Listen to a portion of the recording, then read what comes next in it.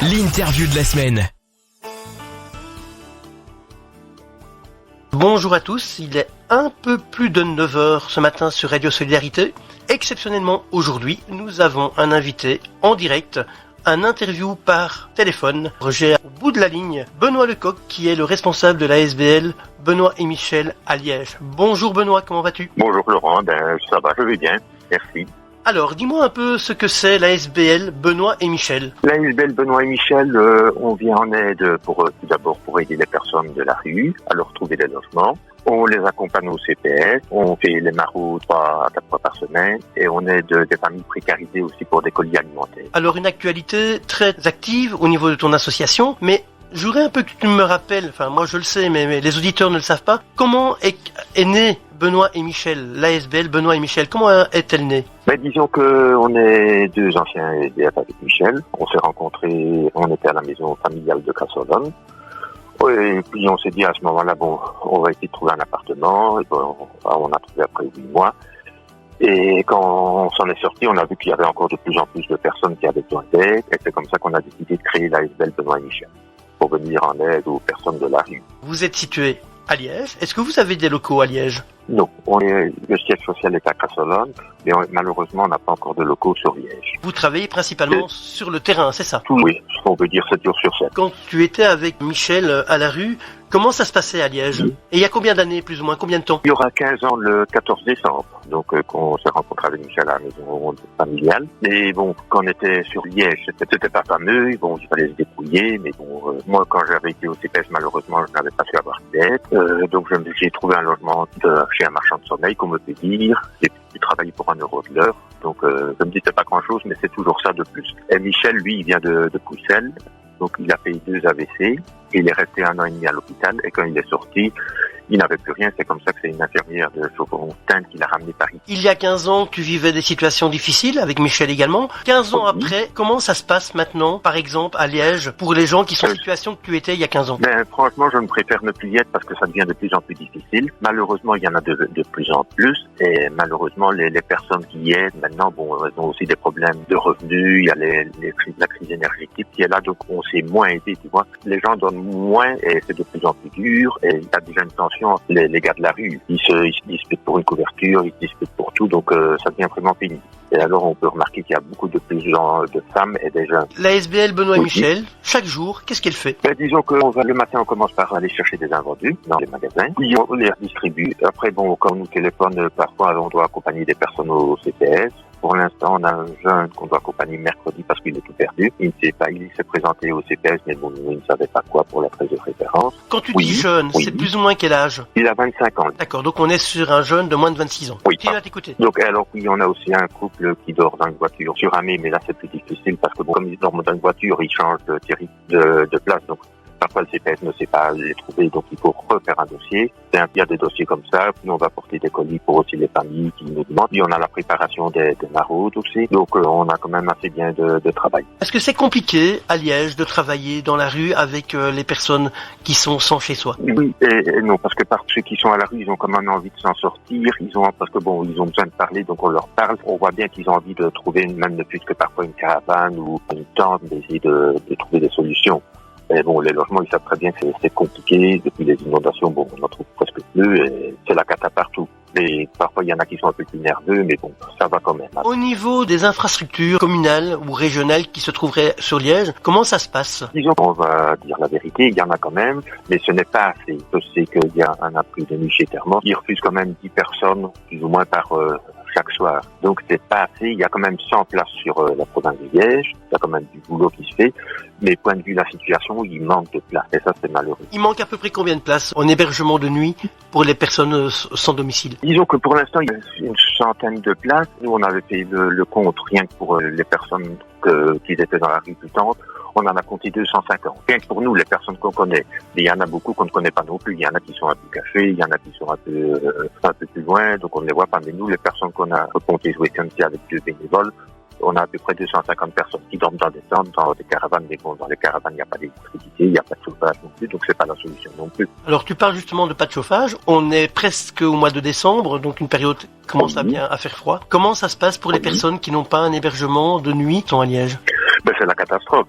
Donc ils nous demandent des couvertures, mais alors le problème c'est que la journée, soit ils ne savent pas apporter leur couverture, ou elle est humide, ou elle est lourde, donc ils la posent quelque part, on leur vole. Donc le matin on essaie de leur offrir un café quand on les voit, sinon c'est plutôt le soir, mais ils sont un peu perdus. Ils se réfugient où? La nuit par exemple? On en a beaucoup qui vont se réfugier dans la gare, mais maintenant malheureusement les parkings la journée ils ne peuvent plus rester. Il y en a 2-3 qui vont dans les points chauds, il y en a qui vont dans les abris de jour, il y a la Croix-Rouge qui a un abri de jour, maintenant Fermance va faire aussi un abri de jour, il y a quelquefois même des abris de jour. Tu me parlais justement du problème de la gare des Guillemins, mais justement, tu m'avais dit, je pense, qu'ils vont fermer ce parking. Disons que mardi dernier, on a été avec un bénévole faire une distribution de vêtements au matin, et alors on est tombé sur 3 gardes de sécurité, très gentils, mais bon, ils nous ont dit qu'ils les avaient demandé de partir au matin, donc le matin, ils en avaient mis 40 dehors. Et alors, ils nous ont dit que fin décembre, il y avait des travaux, que la gare serait fermée, les parkings de la gare seraient fermés. Et là, c'était une vraie catastrophe parce que bon, ça fait encore entre 40 et 60 personnes qui vont se retrouver. Bon, ils étaient quand même à l'abri de la pluie, bon, pas au chaud, mais bon, c'est ça. Donc, c'est 40 ou 60 personnes qui vont se retrouver à la rue en plus. Il y a des solutions pour parer à cette fermeture de ce parking qui va être en travaux ou pas du tout? Pour l'instant, je ne crois pas. Donc, mardi dernier, on avait eu les maraudes. Donc, on a eu un conseiller communal du PTB, David Ambrosio, qui est venu, et alors il va poser une question ce soir au conseil communal, en demandant s'il y a une solution pour les personnes de la gare. Et on a eu aussi la députée wallonne Sabine Roberti qui est venue, alors elle allait se renseigner aussi pour voir ce qu'on pouvait faire. Alors on peut aussi quand même signaler qu'en Wallonie, la ministre Maurial-May a quand même ouvert en Wallonie 950 nouvelles places pour les personnes sans chez-soi réparties sur la Wallonie. C'est oui, ça j'ai dit. 950, c'est beaucoup, mais malheureusement, c'est pas assez. Ce n'est pas assez, donc parce que bon, il y a assez pour toute la Wallonie, c'est ça le problème. Si, ça fait du bien, heureusement qu'ils le font, parce que sinon il y aura encore beaucoup plus de personnes à la rue. Mais à l'heure actuelle, ce n'est pas assez. Et puis bon, c'est des jeunes qui sont à la rue. Maintenant, on a des familles avec des enfants qui ne trouvent plus de logement. J'ai encore eu hier un message d'une maman de 74 ans, son fils est placé à l'Élysée, mais quand il va sortir, il n'y aura pas de place. Donc elle a peur, elle se tracasse, elle se demande qu'on trouve un logement, mais malheureusement, on n'a pas de solution, de baguette magique. C'est ça le problème. Au début de l'interview, tu me disais qu'il y avait de plus en plus de jeunes. Quelle est cette problématique, que ce soit à Liège ou ailleurs, hein, la Fondation Roi-Baudouin, dans son étude sur les sans domicile fixe et sur les sans-abri, parlait justement d'une catastrophe au niveau et une augmentation des jeunes de moins de 26 ans à la rue, et voire même des fois mineurs. Quel est ce problème à Liège par rapport à ça? Mais disons qu'ici, les jeunes qui se retrouvent à la rue, bon, c'est soit à cause d'une situation familiale ou ils ne veulent plus rester chez eux. Le problème, c'est qu'on essaye de les guider vers des structures. Ils y vont, puis ils ne se sentent pas à leur aise. C'est aussi un faux point, là. Là, avec les jeunes, on a un peu plus difficile. Si on les laisse trop longtemps à la rue, ils tombent dans la drogue, et c'est ça, il y a les dealers. Donc, il faut les aider le premier jour, mais bon, parfois, on n'a pas les structures non plus. On ne sait pas où les placer. Bon. Je sais qu'à Bruxelles, il y a une association qui est assez récente pour cette problématique, qui s'appelle Macadam. Hein. On les a interviewés chez nous la semaine dernière. Mais est-ce qu'il y a une structure équivalente à Macadam au niveau de la région de Liège? Là, tu me poses une bonne question. Parce que quand moi j'ai des jeunes, je les envoie à l'antenne jeune du CPS à Liège. Et à mon avis, oui, il doit en avoir. Et je sais que les jeunes, parfois, moi j'ai plutôt des jeunes sur Jemette et tout ça. Bon, ils veulent les guider parce que maintenant à Jemette, ils ont quand même ouvert une antenne pour la cellule SDF, donc ce qui est très bien. Mais c'est difficile quand même. Donc les jeunes, ils sont un peu plus rebelles. Ceux que je connais, ils sont un peu perdus. Voilà. Les jeunes que tu connais, est-ce qu'ils ont encore confiance au système, au CPS, s'il y a des mineurs, ou SAJ ou SPJ? Est-ce qu'ils ont encore une confiance au système actuel? Franchement, beaucoup, non. Donc on essaye de leur donner confiance, mais alors ils nous disent aussi parfois qu'ils vont aller se présenter dans des bureaux, ce n'est pas les bons papiers, ou alors parfois ils doivent aller pour demander un rendez-vous pour se faire inscrire comme demandeur d'emploi, une petite carte d'identité. C'est tout. On tourne en rond avec beaucoup pour les papiers administratifs pour les jeunes, et je crois qu'ils se découragent à cause de ça. Donc ils perdent confiance. Ben oui, c'est déjà que des personnes adultes avec le CPS, c'est pas évident, donc des gens qui ont... C'est pas évident du tout, non. Donc imaginons un jeune qui arrive dans sa vie active, ben ça doit pas être simple également. J'ai vu aussi que votre association, via les réseaux sociaux, était très active. Vous avez organisé ce week-end, je pense, une distribution de cadeaux de Saint-Nicolas pour les enfants. Oui. Comment ça se passe, toutes ces activités? Comment vous arrivez à financer? Comment vous arrivez à continuer votre combat au niveau du terrain et au niveau de la rue? Disons qu'ici, c'est pour la Saint-Nicolas, c'est avec une BL, les Berlurons de Crassolone. Donc c'est des bénévoles qui ont organisé ça. On a pu aller avec des jeunes de chez nous, aller chercher des jouets pour Saint-Nicolas, des assiettes. Parce que nous, maintenant c'est vraiment la crise, donc on ne sait plus tout faire non plus. Donc nous, on essaye déjà de s'en sortir pour trouver du lait, du cacao, du café. tout ce qui est des bêtes petits trucs, bon, on reçoit moins. Les gars de la rue ont besoin quand même de ça. Donc nous, on se concentre tout ça, mais on est aidé par d'autres ASBL. Alors, pour des dons et tout ça. Vous travaillez en synergie avec d'autres ASBL? Ben, disons que je reçois quand même sur Crassolone, je suis quand même soutenu par l'ASBL les Bavards, les Berlurons. Il y a Bouche-ton-Quartier aussi qui est une bonne ASBL. Alors la maison familiale aussi, maintenant j'ai des bons contacts où j'étais il y a 15 ans et que c'est une nouvelle directrice il y a 2 ans à peu près qui est très gentille, très correcte. On se voit souvent quand même. Quand j'ai quelqu'un à la rue, bon, je téléphone, mais bon, normalement il y a souvent des places. Est-ce que c'est important pour des associations, des petites associations ou même peut-être des grandes de travailler en synergie, en collaboration avec d'autres ASBL? Oui. Ça oui, parce que bon, premièrement, on est déjà plus fort. Ça c'est déjà un bon point, c'est ce qu'il faut. Parce que bon, tout seul, on n'y arrive pas. C'est la cata, c'est vraiment la merde. On dit toujours, plus on est, mieux c'est. Ensemble, on est plus fort. Oui, sérieusement. Et puis bon, il y en a qui sont plus doués sur le terrain, il y en a qui sont plus doués pour les papiers, il y en a, c'est tout un ensemble. Moi, je trouve que toutes les ASBL devraient, pas toutes, mais bon, une grosse partie devrait se mettre ensemble, et on y arriverait déjà mieux, et on aurait déjà plus de poids pour se faire entendre aussi. Réaliser un collectif d'associations qui travaillerait main dans la main pour les personnes bénéficiaires. Ce serait plus facile aussi déjà parce que nous, on doit aller, parfois on doit demander des dons, mais bon, on n'a pas tout le temps, donc on perd du temps. Donc quand on fait cette recherche-là, on n'est pas sur le terrain pour aider quelqu'un. Donc je dis maintenant, s'il y avait vraiment une grosse ASBL où on pourrait aller chercher vraiment, si on a d'un colis, on peut y aller, on ne doit pas chercher après. Ou puis parfois on a des personnes qui ont des chiens, ils nous demandent des croquettes aussi, donc c'est plus difficile, on doit trouver tout ça. Ou alors parfois on cherche une caravane aussi, c'est compliqué, mais bon, on essaye de s'en sortir. Avant de clôturer cet entretien, quelles sont les activités que vous avez prévues d'ici la fin de l'année à Liège, pour votre association bien sûr? Oui, disons que maintenant on essaye d'organiser une journée de solidarité. Donc il y a des commerçants de Genève et de Liège qui nous contactent parce que bon, ils voient la situation et ils ont de plus en plus dur aussi avec les personnes qui sont dans la rue sans méchanceté, mais ils aimeraient bien qu'elles aient un logement, qu'elles ne traînent plus dans la rue, tu vois. Donc on doit se voir et on va essayer de faire un projet,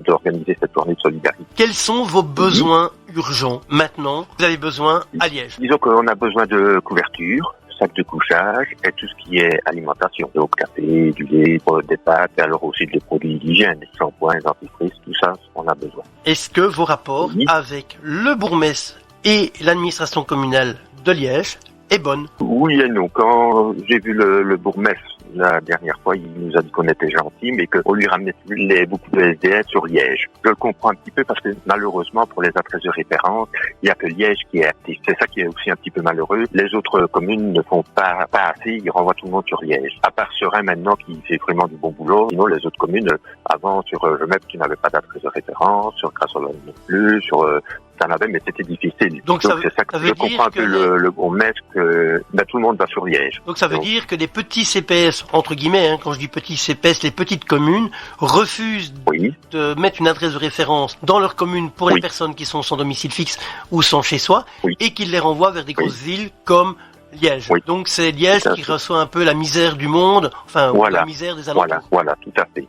Et ça, je comprends un peu le bourgmestre, mais bon, il y a quand même qui dorment aller sur le trottoir comme nous, parce que bon, le lundi, on commence plus tard, mais le mardi, on est déjà à 7 heures près de la pompe de Yoda, et on en voit déjà 5 qui dorment sur un trottoir avec des couvertures. Donc, on les voit, c'est ça. Nous, ce qu'on veut, que ces gens-là ont un toit. Et alors, je dis, bon, la Thaïlande, elle a bien réussi. Là, c'est le gouvernement qui a organisé ce projet-là. Ils ont bien su reloger les sans-abri avec un toit. Donc, je dis, c'est possible. Dans chaque pays, c'est possible. D'accord. Mais bon, il faut le vouloir. J'ai également vu passer ce week-end-ci un communiqué de presse. Votre association a pris l'initiative d'envoyer une lettre au Premier ministre. Qu'est-ce qu'elle racontait un peu cette lettre? Disons que on demandait maintenant pour essayer d'avoir de l'aide, parce que bon, il y en a de plus en plus dans la rue, et malheureusement, bon, sans reproche, on demandait au Premier ministre aussi un coup de main, parce que bon, il y a ici en Belgique, on a plein de personnes qui sont à la rue, et on ne trouve pas, et quand les Ukrainiens, sans critiquer, parce que bon, ce sont des gens comme les autres, on doit aider tout le monde, on a trouvé des logements, et alors ici, à ce moment-là, nous, on a été fort agressés verbalement, les gens nous en veulent parce qu'on dit, oui, on est étrangers, tout ça. Je dis non, ce n'est pas pris, c'est une autre politique, mais ceux qui sont à la rue ne comprennent pas. Je comprends parce qu'ils sont à la rue, ils n'ont plus rien, et à un moment, ça devient grave. Donc ici, maintenant, on demande au Premier ministre de nous aider à réaliser une journée de solidarité. Et alors, on demande aussi, comme ils ont débloqué des fonds aussi pour l'Ukraine, on se dit pourquoi ne pas débloquer des fonds aussi pour les laissants chez soi, qui trouvent des logements, parce que bon, les abris de nuit, c'est très bien, mais à un moment, on doit être là à 20h, 20h30, on ne sait même pas si on va avoir une place. Donc si on n'a pas de place, on est refoulé, on doit retourner dans un sas ou on doit retourner à la gare ou sous tente. Et le lendemain, on est quand même dort à 8 heures. Donc je dis comment veut-on retrouver un travail, comment veut-on se réadapter, c'est ça le problème. Donc maintenant il faudrait des solutions concrètes. C'est ça qu'on voudrait bien demander au Premier ministre qui nous aide, franchement. Et bon, avec l'aide des politiciens, avec l'aide de tout le monde. Exactement, voilà, encore une fois, on est en Belgique, oui. Un pays très compliqué. Pour toi, oui, le sans-abrisme, c'est une compétence régionale, communale, fédérale, provinciale? Ça, c'est une bonne question. Je dirais un peu de tout. Donc, communal, province. La commune doit quand même y aller quand il y a un cas d'urgence. Parce que bon, si, malheureusement, quand on a un qui fait la manche, hop, on le chasse, tu vois. On le chasse pas, on lui dit de partir dans une rue. C'est pas ça la solution non plus. Dans d'autres pays, ils arrivent, ils l'amènent dans un centre, ils leur parlent ici. Donc, déjà, ils se sentent mal dans leur peau, mais alors quand on leur dit gentiment de partir, ça ne va pas non plus. Ici, je sais qu'à la gare des Guillemets, moi j'ai déjà assisté à ça, parfois il y a des descentes avec des policiers, des malinois, et sans juger personne, parce que bon, on ne peut pas juger, mais bon, tu sais que tu dors et tu lèves à 6 heures matin et tu as des policiers en face de toi, tu ne te sens pas bien dans le capot, donc ils deviennent un peu plus agressifs. Je crois que c'est un communal qui devrait avoir régional, un peu tout le monde, voilà. On devrait tous se mettre ensemble. Le mot de la fin, pour cet entretien, le message que tu voudrais faire passer. Nous, on aimerait bien qu'il n'y ait plus aucun SDF. Je sais que c'est un gros pari, mais ce serait bien. Tu vois que chacun ait son logement et une bonne entente, que les gens puissent rentrer chez eux, être à leur aise et récupérer une vie aussi décente. On peut lancer l'appel 2023 0 SDF en Belgique? Oui, ça oui. Et j'ai eu un message d'une maman, je ne sais pas si je peux le lire ou pas. Oui, vas-y. C'est ton antenne, c'est ton interview, c'est toi qui t'exprimes. Ah ben voilà. Donc, parce que j'en ai beaucoup, mais ici c'est un témoignage d'une maman, donc je vais le lire. Elle me dit, bonjour, je suis une maman de 5 enfants, âgée de 16 à 12 mois. 4 garçons et une petite. J'occupe actuellement un appartement de façon lugubre. J'ai été inondée, donc elle habitait à Trou avant, et alors maintenant je suis actuellement à la recherche d'une adresse d'un autre logement. Car celui-ci que j'occupe est envahi de souris et de rats. Donc mon appartement est à l'horrible suite à un problème de douche. Donc il n'y a plus de douche. Alors elle me dit qu'elle a écrit à la bourgmestre, elle est de Verviers. Donc elle écrit à la bourgmestre de Verviers, mais sans réponse. Et au mois de janvier, elle sera à la rue. Donc elle recherche absolument un logement. Donc ici, des témoignages comme ça, j'en reçois au moins 4 par semaine. J'ai un papa avec 5 enfants aussi, qui est dans un logement de transit. Et lui, l'assistante sociale vient tous les vendredis pour voir s'il cherche bien, mais bon, il attrape des angoisses, c'est pas une vie. Donc, le problème, c'est que si on ne bouge pas non plus pour ces personnes-là, ça sera des personnes qui vont se retrouver à la rue. Et qui vont venir augmenter les chiffres de personnes sans suivi. Oui, et alors jeudi ou vendredi, j'ai un bénévole qui était sur la région de Verviers. Dans un endroit isolé, il y a une tente, il va voir pour voir s'il ne faut rien. Et là, c'était une maman avec 2 enfants. Donc là, il a été un peu pris de rage, donc il a téléphoné au CPS, et il a fait bouger les choses. Et heureusement, la maman maintenant est dans le logement de transit. Mais bon, s'il n'était pas passé par là, la maman serait toujours dans la tente avec les 2 enfants qui ont 10, 12 ans et qui sont scolarisés. Tu vois, donc c'est aussi un autre problème. Ils sont pas, ils sont SDF, mais c'est des familles avec des enfants ici. C'est là que ça devient le problème aussi. Oui, on voit vraiment que vous êtes sur le terrain, on voit vraiment que vous travaillez ensemble et que vous avez envie d'avancer. Comment on peut contacter la SBL Benoît et Michel? Soit par mon numéro de GSM, donc je peux le donner, c'est 0498 80 33 62, ou alors on a une page Facebook. Alors la page Facebook, c'est ASBL Benoît et Michel. Benoît, je te remercie pour cet entretien. On arrive à la fin. Oui, un grand merci. On va se revoir et on se croisera de toute façon encore. On se connaît déjà personnellement. Merci Benoît pour l'accueil. Merci pour toutes ces explications. Je te souhaite une bonne journée. Voilà, à bientôt. Merci. Au revoir. Merci également. Au revoir, à bientôt. Voilà, c'était l'ASBL Benoît et Michel avec Benoît qui était au téléphone avec nous pour cet entretien. C'est Radio Solidarité. Merci de nous avoir écoutés. Je vous rappelle que vous pouvez également écouter nos interviews et nos interventions en podcast sur notre site le www.solidarité.tv. Je vous souhaite une excellente journée, une excellente semaine et je vous dis à très bientôt.